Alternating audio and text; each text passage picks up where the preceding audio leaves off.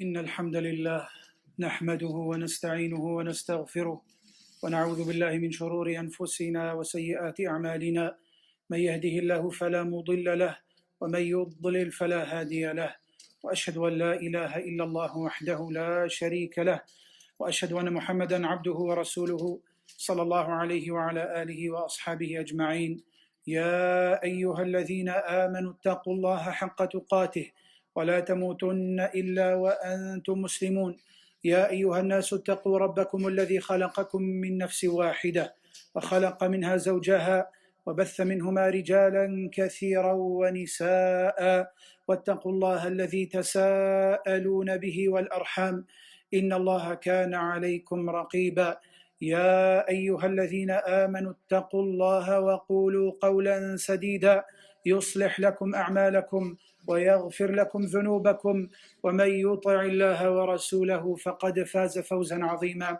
أما بعد، فإن أصدق الكلام كلام الله عز وجل، وخير الهدي هدي محمد صلى الله عليه وآله وسلم، وشر الأمور محدثاتها، وكل محدثة بدعة، وكل بدعة ضلالة، وكل ضلالة في النار. ثم أما بعد، عباد الله، فاتقوا الله جل في علاه، فإن تقواه فلاح للعبد في الدنيا والآخرة. تقربوا إليه جل وعلا واستقيموا إليه واسلكوا كل طريق يوصلكم إليه. جاء رجل إلى النبي صلى الله عليه وآله وسلم فقال: يا رسول الله، قل لي في الإسلام قولا لا أسأل عنه أحدا بعدك. قال صلى الله عليه وآله وسلم: قل آمنت بالله ثم استقم. قل آمنت بالله ثم استقم. جملة واحدة من كلمتين. Fear Allah Jalla wa Ala as He should be feared. Seek nearness to Him. Be firm and steadfast. Follow the path that leads to Him subhanahu wa ta'ala. A man came to the Messenger of Allah sallallahu alayhi wa alihi wa sallam and said: O Messenger of Allah, tell me something about Islam that I will not ask anyone after you about it. He said to him sallallahu alayhi wa sallam two words. He said to him: believe in Allah, have faith in Allah, and then be steadfast. Two words. Believe in Allah subhanahu wa ta'ala, have faith, and be steadfast. جمع النبي صلى الله عليه وآله وسلم في هذه الوصية أصول الخير وفروعه بلفظ موجز موضح مثمر للسعادة والفلاح وجميع المصالح. فقوله قل آمنت بالله أي اعترف من صميم القلب أن ربي وإلهي هو الله جل وعلا، لا رب لي سواه ولا معبود لي إلا إياه، وأنه الموصوف بصفات الكمال المنزه عن العيوب والنقائص والمثال. الأول الذي ليس قبله شيء، والآخر الذي ليس بعده شيء، والظاهر الذي ليس فوقه شيء، والباطن الذي ليس دونه شيء، المحيط بكل شيء رحمة وعلما وقدرة ومشيئة وحكمة، الحميد في أسمائه وأوصافه وأفعاله، الحكيم في خلقه وشرعه وعطائه ومنعه، الرحمن الرحيم، الجواد الكريم، الذي شمل العباد بواسع نواله. قال جل وعلا: يسأله من في السماوات والأرض كل يوم هو في شأن، يغفر ذنبا ويفرج كربا ويعطي سائلا ويرفع أقواما ويضع آخرين، بيده ملكوت كل شيء وإليه مرجع كل حي، ليس للعباد غنى عن طاعته والافتقار إليه، وليس لهم ملجأ ومعاذ وملاذ ولا اضطرار إلا إليه جل وعلا. In this hadith, the Messenger sallallahu alayhi wa sallam compiled the foundations and branches of all goodness in a statement that is very short and summarized, that is very fruitful, bringing the benefits of this life as well as the hereafter. Him saying believe in Allah, meaning accept, adhere that Allah subhanahu wa ta'ala is the one and only, deity worthy of worship, that no one else deserves to be worshipped except Him alone. He has the attributes of perfection, and He is free from any shortcomings, any defects, and there is unlike anything to Him subhanahu wa ta'ala. He is the first and nothing was there before Him, and He is the last and nothing is after Him. He is the most high and there is nothing above Him, and He is the nearest to you and there is nothing nearer than Him. His knowledge encompasses everything. He's the all-wise subhanahu wa ta'ala, has the most perfect names and attributes that befit His majesty and His perfection. He is wise in His creation, in His legislations, in His giving or taking away. He's the most merciful, the oft-forgiving, the most generous. His generosity encompasses all of His creation. He says subhanahu wa ta'ala what means and what translates. Whosoever in the heavens and on the earth begs of Him its needs from Him, every day he is engaged in some affair. He forgives the sins, eases the calamities, gives those who ask, elevates some people. In His hands and in His grasp is the ownership and kingdomship of the earth and the heavens. Everything comes back to Him. The slaves and servants are in need of His worship constantly. They have no refuge but Him alone subhanahu wa ta'ala. فمن آمن بالله جل وعلا على الوجه الذي جاء عن رسول الله صلى الله عليه وآله وسلم واستقام على شرعه سبحانه وتعالى فقد استقام على الصراط المستقيم واستحق الفوز في جنات النعيم. ليس الإيمان بالتمني ولا بالتحلي ولا بمجرد القول الخالي من العمل، إنما الإيمان ما وقر في القلب وصدقته الأعمال وأثمر الخشية من علام الغيوب. قال جل وعلا: إنما المؤمنون الذين إذا ذكر الله وجلت قلوبهم وإذا تليت عليهم آياته زادتهم إيمانا وعلى ربهم يتوكلون الذين يقيمون الصلاة ومما رزقناهم ينفقون أولئك هم المؤمنون حقا لهم درجات عند ربهم ومغفرة ورزق كريم. قال صلى الله عليه وآله وسلم: المسلم من سلم المسلمون من لسانه ويده، والمؤمن من أمنه الناس على دمائهم وأموالهم. Those who truly believe in Allah subhanahu wa ta'ala, according to what Allah subhanahu wa ta'ala intended, and according to what His Messenger sallallahu alayhi wa sallam intended, then those are who are firm and steadfast upon the path of Allah Jalla wa Ala, and those who deserve the ultimate success, which is Al-Jannah. Iman is not something that we wish, something that we hope. It is not words that we utter with no actions. It is rather something that is deeply rooted in one's heart, and the limbs testify to it. And from its fruit is the fear of Allah subhanahu wa ta'ala.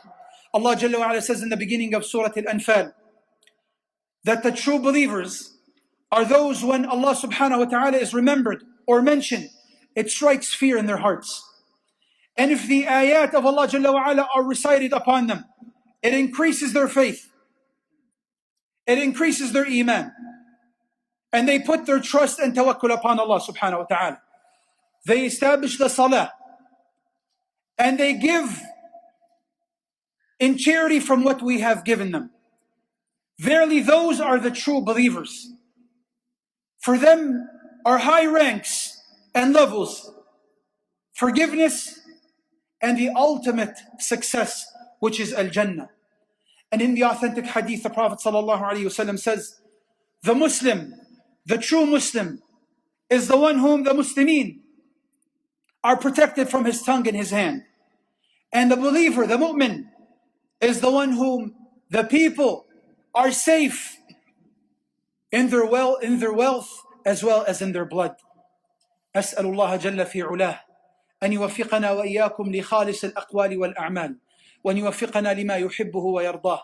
أقول ما سمعتم وأستغفر الله لي ولكم فاستغفروه إن ربي غفور رحيم.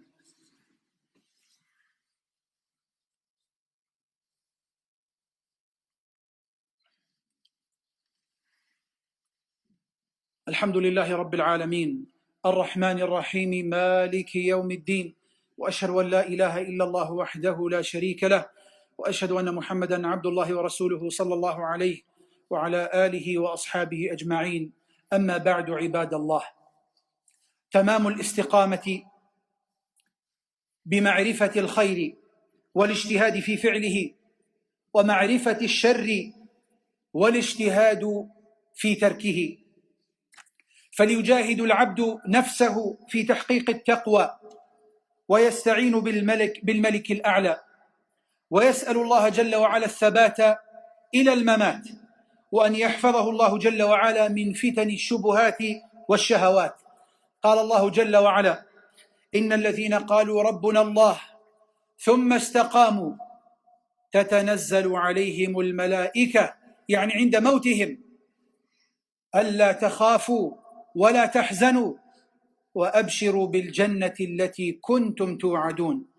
نسأل الله جل وعلا أن يثبتنا بالقول الثابت في الحياة الدنيا وفي الآخرة، وأن يثبتنا بالقول الثابت عند الممات، وأن نبشر بجنات عرضها السماوات والأرض، وأن يغفر لنا جل وعلا، وأن يثبتنا على التوحيد وعلى السنة حتى نلقاه، إنه ولي ذلك والقادر عليه. There's reasons and means for a person to be firm and steadfast upon the path of Allah Jalla wa Ala.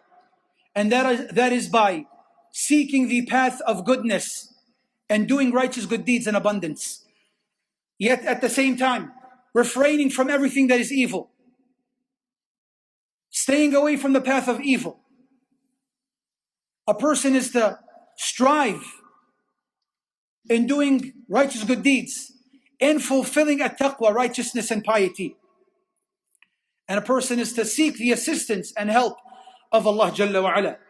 Always ask Him subhanahu wa ta'ala to keep you firm and steadfast until you meet Him, being steadfast upon pure monotheism, upon the oneness of Allah, tawheed, and upon the sunnah, the teachings, traditions of the Messenger sallallahu alayhi wa sallam.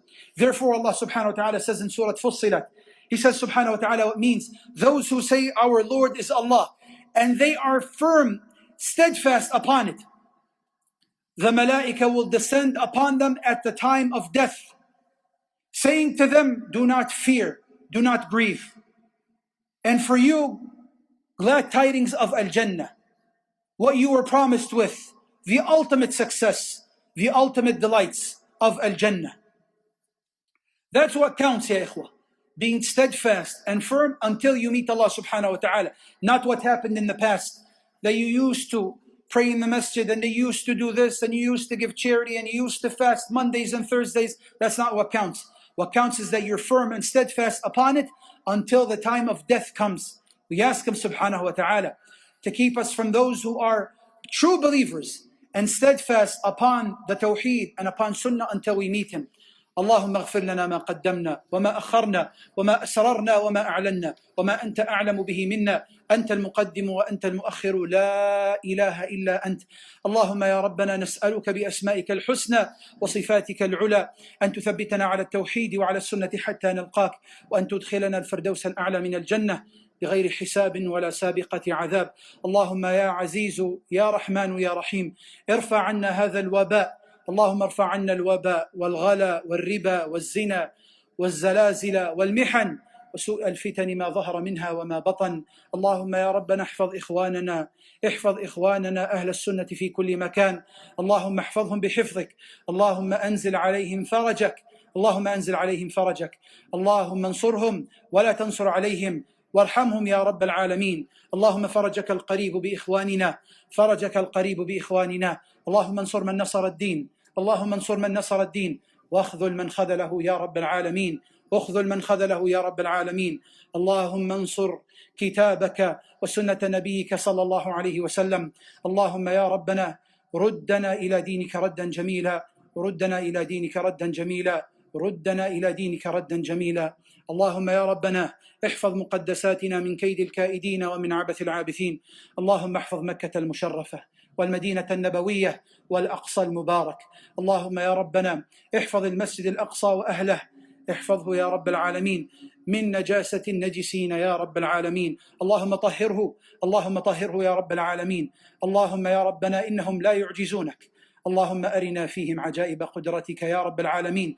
اللهم يا ربنا وارزقنا فيه صلاة قبل الممات، ارزقنا فيه صلاة قبل الممات أقر أعيننا برجوعه إلينا يا رب العالمين. اللهم يا ربنا، اللهم يا ربنا، اللهم يا ربنا ردنا إلى دينك ردا جميلا. يا هادي اهدنا، اللهم يا هادي اهدنا، اللهم يا هادي اهدنا. سبحان ربك رب العزة عما يصفون، سلام على المرسلين، والحمد لله رب العالمين. أقم الصلاة فإن الصلاة عمود الدين.